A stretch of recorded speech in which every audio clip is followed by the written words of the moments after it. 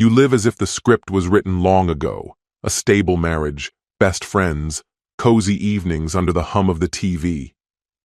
But what if your entire reality is a fragile set piece, ready to shatter at the slightest touch? What if the calm you trusted so deeply was nothing but a thin veil stretched over an abyss? Imagine your life torn apart, not by enemies, but by those who were supposed to be your foundation. This isn't just betrayal. It's a meticulously orchestrated chaos, where every step leaves fresh burns. You catch yourself drawn to dark impulses, and the thirst for revenge becomes the only fuel keeping you from collapsing. And now, you stand on the edge, your heart pounding like a fuse about to ignite. How far are you willing to go for retribution? When every side is steeped in deceit and pain has become your constant backdrop, one question devours you from within. If you choose to burn everything to ashes, will you still be standing?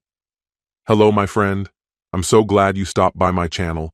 If it's your first time here, don't forget to subscribe and like this video, as every like truly inspires me.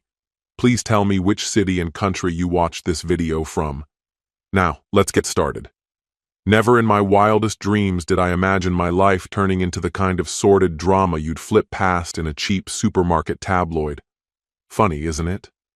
We spend years carefully stitching together the illusion of a perfect life, tidy homes, backyard grills, wine on quiet evenings, only to watch it unravel the moment the truth kicks down the front door. My name's Brandon Delaney. I used to believe in things. In Hannah, my wife, in our kids, Miles and Ava, in Jackson, my best friend. But that belief? It's gone now, ripped apart by deception and the imprint of strangers on motel linens. It didn't collapse overnight. It was a slow-motion implosion. At first, I didn't see the signs. Then came the gut feeling I couldn't shake. It was an ordinary Tuesday. I walked through the door expecting the usual, Hannah folding laundry, some mindless sitcom murmuring in the background. But instead, I stepped into an eerie silence. In the kitchen, she was hunched over her phone, whispering, her face flushed like she'd just been caught in the act. "Hey," I said, watching her jolt like I'd fired a gun. "Everything okay?" She snapped the phone shut like it burned her fingers. "Just a work call. Some last-minute issue." And it tracked. Hannah always thrived on stepping into chaos and fixing it. But there was something in her face that didn't sit right. It lodged in my gut and refused to leave. I tried to brush it off, wanted so badly to trust her. But deep inside, I knew something had shifted. Something ugly was growing beneath the surface, and I wouldn't face it until the day the truth landed in my hands. It was later that week. I'd just come back from a sweaty round of golf, rummaging through the laundry basket for my usual change of clothes. Instead of my shirt, I pulled out a pair of Hannah's jeans. Something small slipped out and hit the floor with a soft tap. A condom wrapper. A goddamn condom wrapper. We hadn't used those in years. Hannah had been on the pill forever. My heart slammed against my chest like it was trying to warn me. Right there, everything began to spiral. I didn't need to snoop around or play amateur sleuth. You don't need a magnifying glass when the evidence is that loud. A condom in your wife's pocket is a message written in all caps. I felt sick, shoved the wrapper back in her jeans and stumbled to the bathroom. I stared at myself in the mirror, lost, empty. The man looking back at me seemed to already know. He pitied me even. And right then, I made a vow. If she was cheating, I wouldn't stay silent and swallow it. I was going to find the truth, and I was going to confront it, no matter how much it hurt. That's when Jackson Whitmore entered the picture again, my closest friend since those broke college nights fueled by ramen and energy drinks. He was the one who cracked jokes as my best man, ribbing me about Hannah's wild bachelorette party and my complete lack of rhythm. He had a wife too, Claire, a striking woman, tall, fierce red hair, those emerald eyes that seemed to see too much, stunning, sure. But there was something icy about her, like beauty with razor blades hidden underneath. Then came that fateful Saturday. I was pacing the living room, mind spinning with doubts and ugly theories, when the doorbell rang. Claire stood there, seething and self-assured. She didn't bother with small talk, just strode inside, pointed to the couch and barked, "Sit down." So I did. "Spare me the lies," she said, voice sharp. "I know Hannah's screwing my husband." I froze. Her words hit like a steel bat to the ribs. She knew? My mind scrambled. How long had she been onto them? How had she figured it out? Claire reached into her bag, pulled out a thick envelope, and spilled its contents across the coffee table. Photos, dozens of them.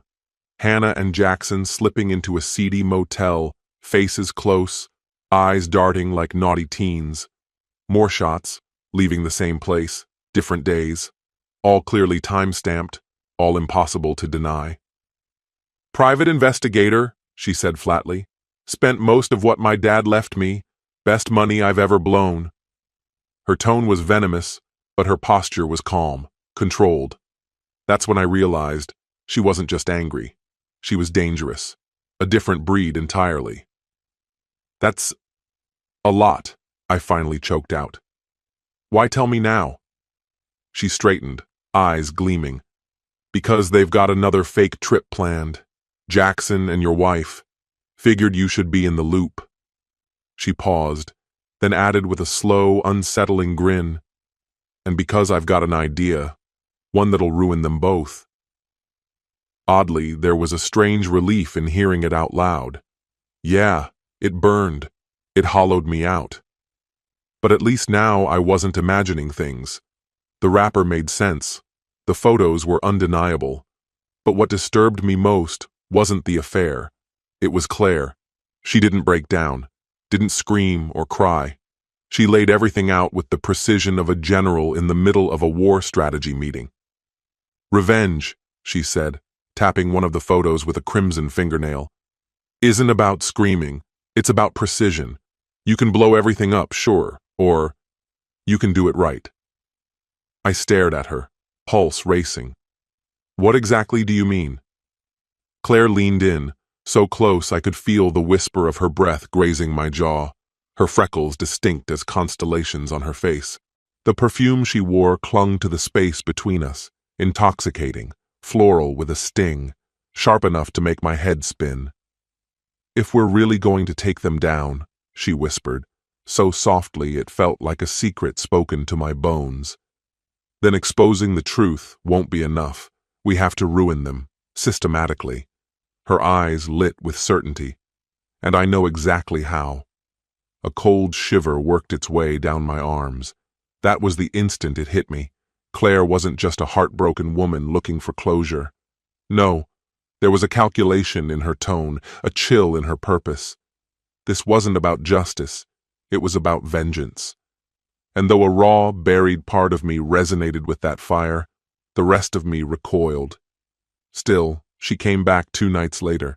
Hannah had told me she'd be working late again, but I'd stopped believing that lie weeks ago.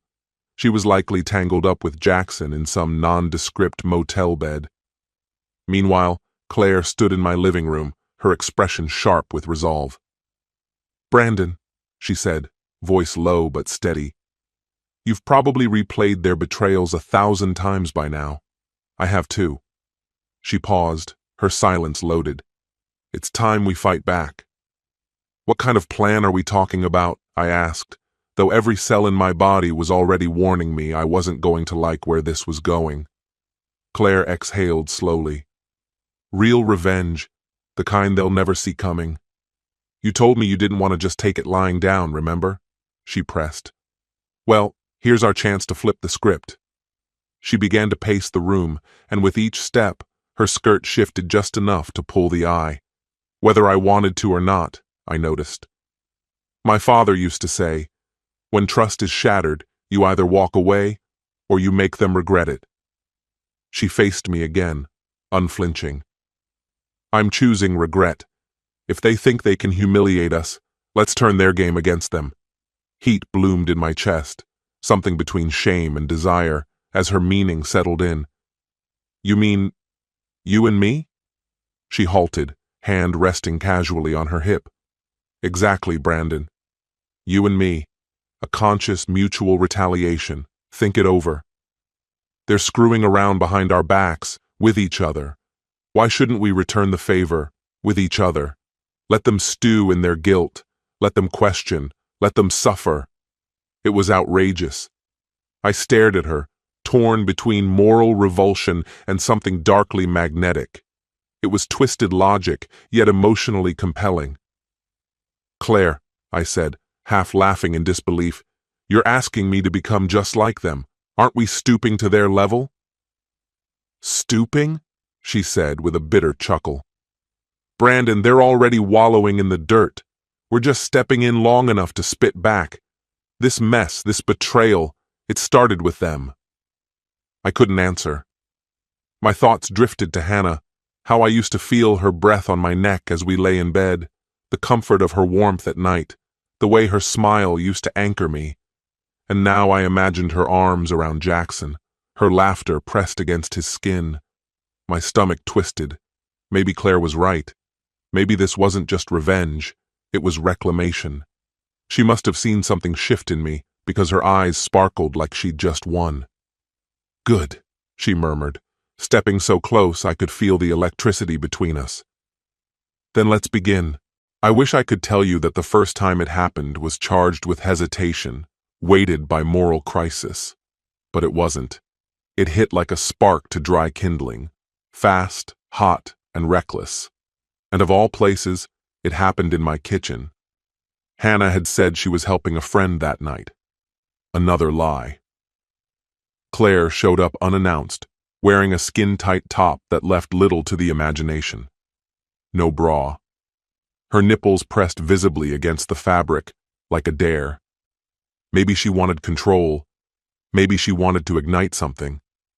She looked me over once, and her voice dropped to a murmur, sultry and direct. "I'm done waiting. I want to feel alive again. Are you going to turn me away?" I should have. I knew that. But I didn't. Because in that moment, all I wanted was to erase the movie reel in my mind. Hannah and Jackson, tangled together, wrapped in their own betrayal. I needed to hit back in the most personal way I could. So I pulled Claire into me, and our mouths collided, furious, greedy, starved. We didn't make it past the kitchen. We landed on the couch, moved by a force that was part rage, part hunger. It wasn't tender.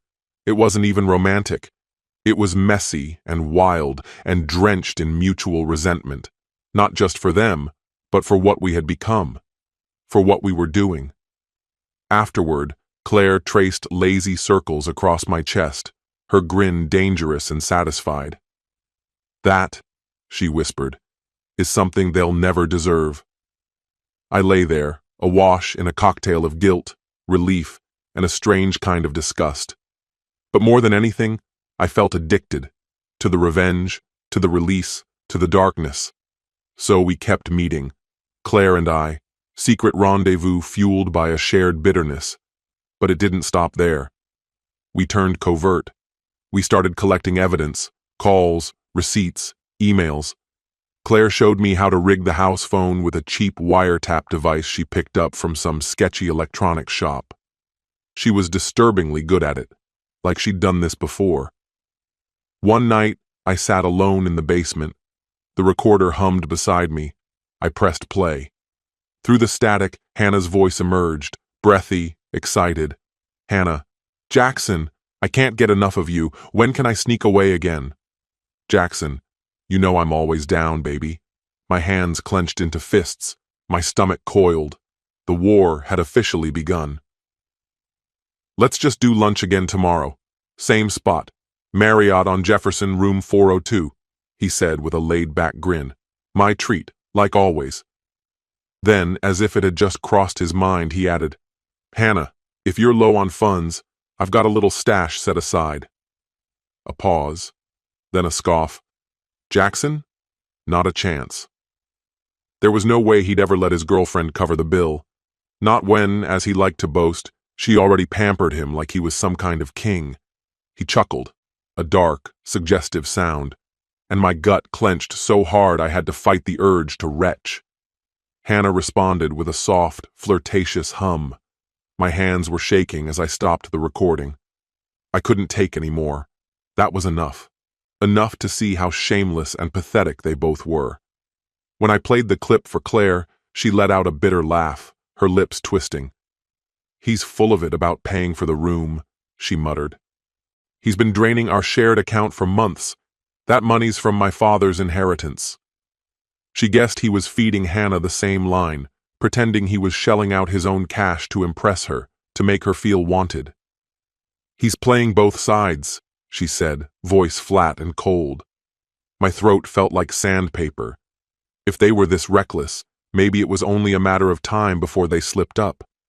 Right? We'd catch them red-handed. Claire gave a slow nod, but then something shifted in her eyes, something calculated, hard. "In the meantime," she said, "we escalate. Let's start having our own hotel rendezvous. Let them wonder why we weren't unraveling. Let them feel the ground shift under their feet." The weeks crawled by. Maybe more. It all blurred together. Secrecy, tension, and something twisted threading between us. What Claire and I became was something murky, almost ceremonial, a connection forged out of vengeance. It was messed up, but it was also strangely close. We grew dangerously attached in ways that made my skin crawl. Then, out of nowhere one afternoon, Hannah came home looking like she'd seen a ghost. She collapsed onto the couch like her legs had forgotten how to hold her, eyes glassy with unshed tears. "Brandon," she whispered, fragile as glass, "I need to tell you something." My heart pounded in my chest. Was this it? The admission? Would she ask for forgiveness? Blame me for being distant? I braced myself. She fiddled with her wedding ring, drawing in a shaky breath. "I've been feeling sick over this," she said quietly, because I've been seeing someone else." She didn't need to say Jackson's name. I already knew. My jaw tightened until my teeth ached, but I kept my face still, letting her unravel in front of me. "I never wanted to hurt you," she said, her voice cracking. "It just happened. I got caught up in it. It was thrilling. It felt alive." Tears ran freely as she reached for my hand. "It's done. I ended it. I want to work through this. I want us to heal. I love you, Brandon. I was foolish. But I'm still here. I'm trying." I looked at her, guilt soaking her face, and for a split second, something inside me almost wanted to confess everything. About Claire, about the sick little web we were all tangled in. But the fury burning through me overpowered any remorse. "Now you're sorry," I said, voice low. "How convenient. Don't you think it's a bit late for that?" Her sobs turned raw, panicked. "I know I ruined everything," she choked. "But I'm being honest now. I stood up fast. "If you think I'm going to beg for scraps of your regret, you're out of your mind. I'm not fighting for this." She sat frozen, shaking, as I turned and walked away, climbing the stairs without looking back. Only once the bedroom door was locked behind me did the tears come, hot, bitter, and silent. Claire's kiss still tingled on my lips, a betrayal that mirrored Hannah's in every way. Later that night, I told Claire what had happened. She tensed immediately. "Did she say who it was?" she asked. "No," I said, my voice hoarse. "But she knows I'm not an idiot. She'll probably start playing the martyr any day now." Claire gave a short, humorless laugh. "Well, Hannah's not as clueless as I thought. Still has no idea about us, though." She gave me a crooked smile. "That much is obvious." I hesitated. "Maybe we should stop," I said, the words sticking in my throat. Her expression hardened, eyes flashing. "Stop? Are you serious? Jackson is still lying, still playing the doting husband. He hasn't come clean about a damn thing. Hannah crying doesn't change that." I sighed, the weight of everything crushing my chest. We're tearing ourselves apart just as much as we're tearing them down. She stepped in, closing the space between us, her breath brushing my skin. "Don't lie to me, Brandon. Don't pretend you haven't enjoyed it. My heart pounded, not just from the nearness, but from fear. A part of me wanted to push her away, but another part wanted to sink into her and let it all consume me. "You're insane," I whispered. She leaned in, lips near my ear. "So are you," she breathed. "That's why this works." The moment everything detonated came one night when Claire appeared at my front door, battered and sobbing. Hannah was out with the kids, thank God. I answered the door alone. And from that point on, nothing was the same. Claire staggered through the doorway, her hair a wild, tangled mess, and black mascara smeared across her tear-streaked face. "The bastard hit me," she choked out as soon as she stepped inside. I stood frozen, my chest tightening.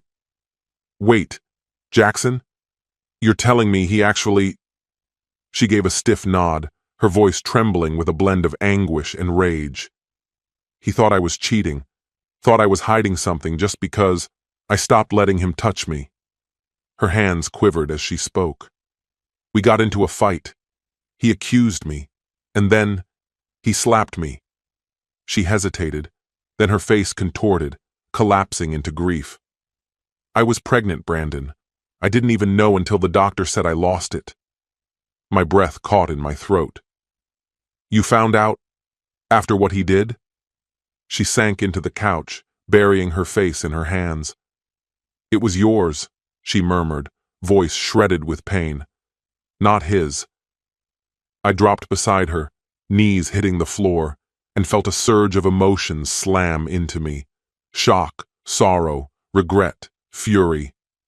If she was telling the truth, then the child we'd conceived, whether from desperation or anger or some messy mix of both, was gone now, stolen in a moment of violence. I sat there, hollowed out. Claire's sobs faded into an eerie quiet. She slowly wiped her face and looked up, her features hardening into something cold and unrecognizable. "I hate him," she said, her tone flat and dead. "I hate Hannah too. She's the reason I'm in this mess." Then she turned her gaze on me, her mouth curling into a bitter, twisted smile. "And I hate you, Brandon. I only wanted the baby to hurt him. That's the truth." Her words landed like a slap across the face. "Claire, that's crazy. You don't mean that." "Don't act like you gave a damn," she snapped, eyes narrowing. "We used each other. The only difference is, I was honest about it." "Claire, please," I said, reaching toward her shoulder, hoping to calm her. She recoiled like I'd burned her. "Don't you dare tell me to calm down." Her voice cracked, but her stare was pure fire. "He hit me. That son of a bitch took my baby. I wasn't going to be some perfect mom, I know that. But that was still my child.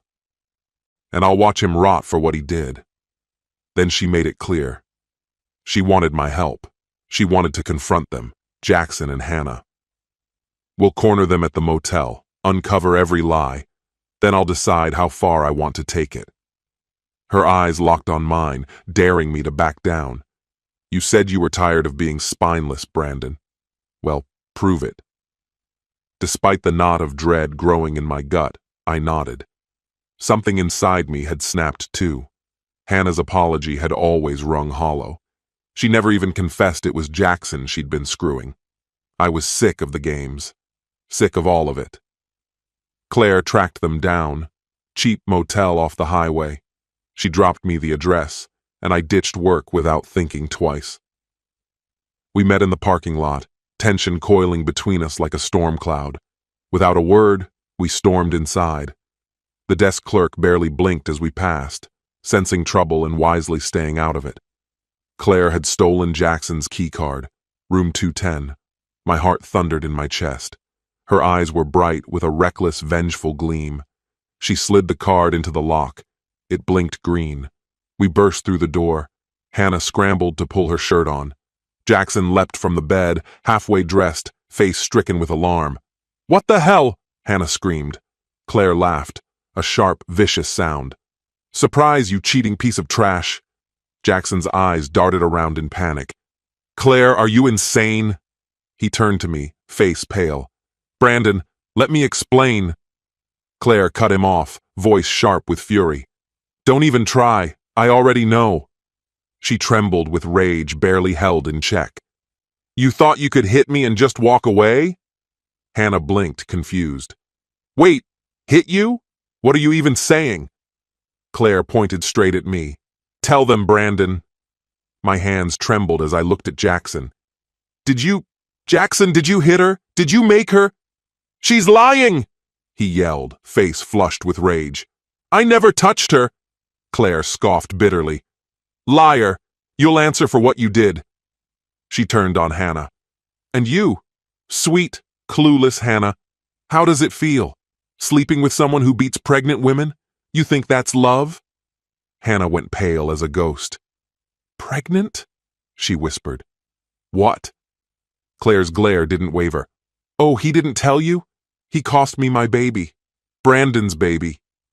Hannah's gaze flew to mine, horror dawning in her eyes. You and Claire? Seriously?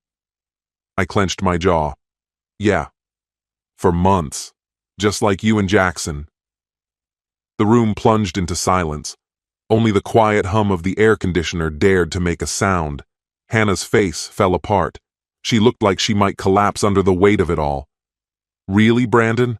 My voice cracked, thick with fury. Don't act like you're the victim here. You're the one who smashed this to pieces, you and him. Jackson quickly stepped between us, arms spread in a desperate attempt to keep the peace. Can we all just calm down for a second? He said, turning toward Claire with fear in his eyes. Please, baby. You know I'd never hurt you. Claire's face twisted with rage. Don't you dare call me that, she snapped. Say it again and I'll break your jaw. Don't pretend you don't know what you did. Jackson looked like he was about to defend himself again, but before he could get a word out, Claire lunged at him. Her nails raked across his cheek in a flash of fury. I grabbed her wrists, trying to hold her back, but she was a storm, sobbing, trembling, snarling through her tears. Jackson stumbled away, hand to his face, cursing under his breath. Hannah stood frozen, wide-eyed like she was watching a car crash in slow motion. Then she shouted, voice cracking, Enough! This is insane! Claire's head whipped around toward her, eyes blazing with contempt. Oh, I'm so sorry, she spat. Did we ruin your little love nest getaway? I tightened my grip on Claire as she bucked in my arms, my heart racing with every second. She was unraveling fast. I kept shooting glances at the door, half expecting sirens and flashing lights. Jackson, still breathless, blurted out, I don't know where this whole abuse thing came from, but it's complete BS. Don't, Claire cut in, voice laced with poison.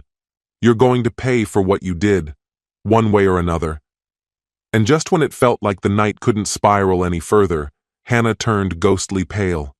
She swayed on her feet, and Jackson instinctively reached out to catch her, but she pulled away like his touch burned her. Her eyes locked onto mine. Brandon, she whispered, barely able to get the words out. There's something else. Her lips parted, and when she finally spoke, everything stopped. I'm pregnant, and I don't know who the father is. It was like the floor dropped out from under me. Claire stiffened in my arms, her whole body going rigid. What the hell do you mean you don't know? I roared. You cheated on me with him, so how the hell could it be mine? Hannah flushed with shame, her voice small. Because we weren't always careful, she admitted. That night, a couple months ago, after I said it was over with Jackson, Jackson cut in, his voice trembling. Wait a second. You said you broke it off with me. His stare was hollow, but clearly you didn't, if you were still sleeping around. Hannah turned on him, fury flaring in her eyes. I tried to end it, she shouted. You kept manipulating me, making me feel guilty. I gave in because I was weak, not because I loved you. It was toxic, and I hated myself the second I walked out of your apartment. Claire laughed bitterly, her voice sharp. Unbelievable. So you kinda maybe broke it off and now you're pregnant with some mystery baby? Wow. She turned to me, her face curling into mock sympathy. Congratulations, Brandon. You could be raising Jackson's kid. Or yours. Or some strangers from a one-night stand. Who knows? Hannah's eyes lit with anger. Shut your damn mouth, Claire. Oh, I know plenty, Claire shot back. Like how you and Jackson are both human garbage. And Brandon? He's too blind to see what kind of snake he's wrapped around. Leave me out of this, I tried to say, but Claire whirled on me, jabbing her finger into my chest. Don't play innocent, Brandon. Remember our nights? On your couch? That sleazy motel near 4th and Main? You weren't exactly protesting then. Hannah flinched, her expression filled with revulsion. You're both disgusting. Rage boiled through me. We're the disgusting ones? You were screwing my best friend behind my back for over a year. And we're the pigs? Jackson buried his face in his hands, letting out a groan like the whole world was crushing him. Then, all at once, he snapped. Everybody shut the hell up. His voice rang out like a gunshot. I never touched Claire. She's lying. Yeah, I was hooking up with Hannah. So what? She wanted it just as much as I did. So now we're even, right? Claire yanked herself free from my hold and slapped him, hard. The crack echoed through the room. That's for calling my miscarriage a big deal, you heartless piece of shit. Jackson's eyes darkened, and for a terrifying moment, I thought he might strike back. But instead, he stalked to the far end of the room, pacing like a trapped animal. Then the room fell under a cold, suffocating silence. Claire reached into her purse and pulled out a sleek silver handgun. I couldn't breathe. Claire! I yelled, stepping toward her. She backed up, the pistol shaking in her grip as she leveled it at Jackson. Her face was wild, her voice deadly calm. I'm not going to kill you, she said, but come near me again, and I swear to God, I'll shoot you in the leg. Hannah screamed, her hands flying to her face. Jackson froze, inching backward with both hands raised. Claire, Jesus, are you insane? My thoughts were spinning. This had gone from chaotic to terrifying in seconds. I raised my hands slowly, trying to steady my voice. Claire, listen to me. We can fix this. There's another way. Save your breath, she hissed, never taking her eyes off Jackson. I'm finished with all of you. My baby's gone. And so am I. She had already lost everything. Her face was soaked in tears, but her hold on the gun was steady as steel. Kneel. Apologize, Jackson, right now, she said, her voice cold and commanding. Jackson froze, staring down the barrel. For a second, it looked like he might risk a move, but whatever he saw in Claire's eyes made him think twice. She wasn't bluffing. Slowly, he sank to the floor. I'm sorry, he mumbled, his voice tight with terror and a barely hidden resentment. Claire, I swear I never meant... She laughed bitterly, the sound cracking midway into a sob. You'd say anything to save your skin, she said, voice trembling with rage. Her eyes snapped toward Hannah. You, on the floor. Hannah gawked at her in disbelief, mouth parting in stunned protest. You're not serious. Claire cocked the gun with a loud click, the sound sharp and final. Get down, bitch. Hannah's legs gave out. She crumpled beside Jackson, face ghost-white and shaking. Claire, please! Shut up, Claire barked, her voice shattering as she shoved the gun against Jackson's temple. I hate you both, she said through gritted teeth, then turned to look at me, eyes blazing with pain and fury. You too, Brandon. Every last one of you, disgusting, selfish bastards. She hiccuped through another sob. You used me, just like I used you. I moved toward her carefully, hands raised, keeping my tone soft. That's not true, Claire, I said. We were both broken people. We weren't trying to use each other. We were just trying to hurt them. Don't you remember? Her lips trembled as she spoke, voice raw and barely audible. I lost everything, she whispered, My savings, my dignity, my child. My heart slammed against my chest. She was hanging by a thread, teetering on the edge of something irreversible. Claire, listen to me, please. Put the gun down, I pleaded. Look at me. She met my eyes. Her expression flickered between anguish and rage. Her hand trembled. For a moment, time stood still. Then she inhaled sharply and stepped back. Get out, she spat. All of you, up! Get the hell out! Leave me alone. Her voice cracked, breaking under the weight of her sobs. No one dared hesitate. Jackson and Hannah scrambled up and rushed for the door. I lingered for a moment, trying to reach her one last time, but she raised the gun in my direction, hand shaking, eyes red and wet. I said go, she whispered, voice barely holding together. Claire, I said softly, unwilling to abandon her like this. But the look in her eyes told me everything. She was beyond reason. Hannah grabbed my arm, dragging me out. We stumbled into the hallway, slamming the door shut behind us. My chest heaved, lungs burning. My thoughts were chaos. Then, from behind the closed door, a muffled scream broke the silence. We froze, hearts pounding, waiting for the gunshot that never came. Outside, in the blinding sunlight of the motel parking lot, everything was unnaturally still. No one spoke. We stood there, the three of us, paralyzed, hollowed out by guilt and fury. Hannah's face was streaked with tears. Jackson looked like he might explode, fists clenched so tight they shook. I was still trembling from the aftermath.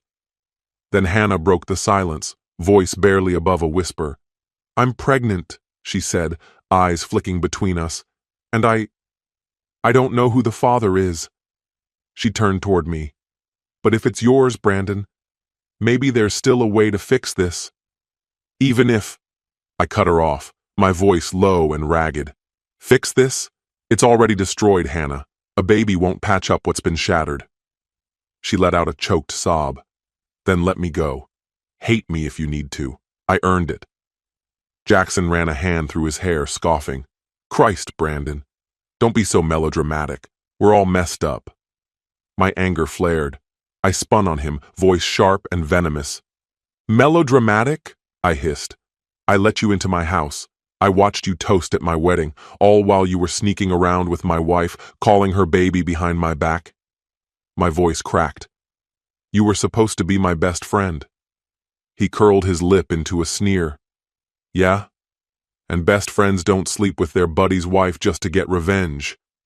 That snapped the last thread of restraint. My fist flew before I even realized it. I caught him hard in the jaw, knocking him backward. He stumbled, then lunged at me. We crashed into each other in a frenzy of fists and fury.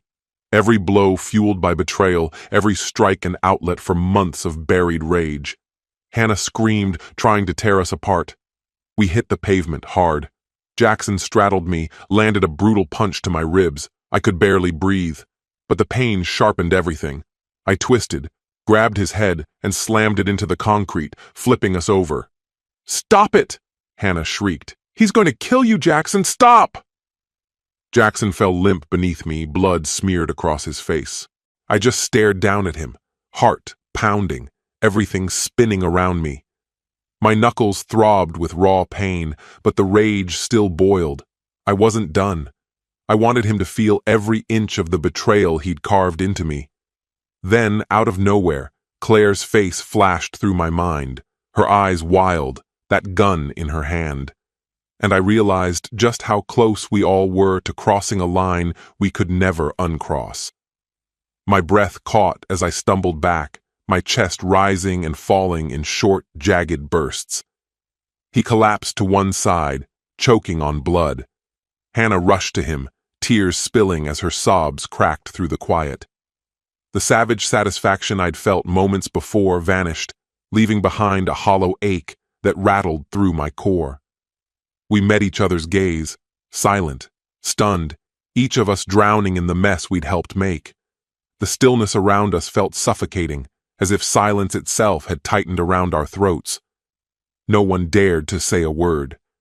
I bent over, trying to draw in a steady breath, each inhale sharp and punishing. But that pain was nothing compared to what twisted inside me. Jackson shoved Hannah aside, voice sharp and raw. "Get off me," he snapped, wiping the blood from his mouth. "I said I'm fine." Hannah stood frozen, arms limp, shaking from head to toe. None of us could meet each other's eyes. We ignored the scattered onlookers hovering nearby, close enough to watch but too afraid to step in. In that unbearable quiet, I imagined Claire emerging again, gun raised, trembling hands deciding fate. But the door stayed shut. Maybe she was upstairs breaking apart. Maybe she was staring down the barrel, wondering if the next bullet was for us, or for herself. The thought sent a chill down my spine. Hannah finally spoke, voice thin and fragile. "We can't just leave her like that," she whispered, trembling. She might do something." Jackson grimaced, his face already darkening with bruises. "She's beyond saving," he said coldly. "She's lost it." I shook my head, my voice barely more than a whisper. "We can't just walk away." Hannah lifted her gaze, panic widening her eyes. "What if she tells them? About the affair? The fight? The baby?" I cut her off with a glare sharp enough to shatter glass. "Still thinking about yourself, Hannah?" I didn't give her time to answer. "She aimed a gun at your boyfriend's head. She lost her child. She's coming undone right in front of us. We don't get to walk away clean." In the end, we did the only thing that felt remotely close to right. I called it in, told the dispatcher there was a woman in room 210, armed, unstable, possibly suicidal. Then I hung up, heart pounding so hard it hurt, unsure whether I'd just saved her or sealed her fate. Hannah stood nearby, hugging herself like she could fold into her own arms. I couldn't go to her. Not yet. Her betrayal was still an open wound. Jackson kept his eyes on the flickering motel sign, refusing to look my way. The waiting was unbearable. Then came the sirens, sharp, urgent. Tires screeched as patrol cars poured in. Officers stormed the building. Minutes dragged until finally they brought Claire out in handcuffs, head bowed. The fire that had once consumed her was gone. She looked ruined. Tears streamed down her cheeks as she mumbled things none of us could hear. They guided her to the squad car like she was weightless. She didn't fight, didn't look up. My stomach twisted with guilt. I wanted to say something, to tell her I was sorry, for all of it. But my legs refused to move. An ambulance pulled up, probably to assess her condition. The scene, flashing lights, shouting officers, everything we'd done, blurred into one numb, chaotic hum. A cop approached and asked for information about Claire Whitmore. Hannah stammered out an answer, her voice shaking. Jackson stayed silent. When they turned to me, I gave them pieces of the truth, how fragile she was, that we feared for her safety. I left out the cheating. Not to shield her. I just couldn't bring myself to admit it. The officer nodded briskly. "We'll need formal statements later. For now, you're free to go." And just like that, it was over. No charges for the gun, no consequences for the lies. The one most shattered was the only one taken away. I looked at Hannah. Her eyes were filled with desperation. "Brandon," she murmured, "we can't just end it like this." My voice was cold. "What? You want a hug while the cops watch? Pretend none of it happened?" She crumbled again, shoulders shaking. Jackson wiped his mouth, silent. The three of us stood there, watching Claire vanish into the back of the cruiser, swept away by the wreckage we'd created. My fists clenched. I wanted to scream at Hannah to demand how she could do this, but the words never came. Jackson muttered, "We'll talk later, once this madness settles." But I was empty. All the rage had burned out, leaving only a hollow, bitter ache. Hannah reached toward me, and I stepped back. "You're pregnant," I said quietly. "You don't even know who the father is. Claire might be institutionalized by tomorrow. I just beat the hell out of my best friend, who's been sleeping with my wife for over a year. That's where we are." She trembled, like her bones were breaking from within. Jackson glared at me, his face swollen with resentment. The silence clamped down once more. None of us could pretend anymore. We were too far gone. The cruiser pulled away, sirens fading into the night. Overhead, the motel sign blinked like a dying heartbeat. No apologies, no forgiveness, just a silence jagged with blame and regret. Without a word, the three of us turned and walked off into the twilight, damaged, carrying the fragments of everything we'd destroyed. This story has come to an end. What's your opinion? Share it in the comments, my friend. And if you like this story, check out other exciting videos on my channel. I'll say goodbye until the next video. See you.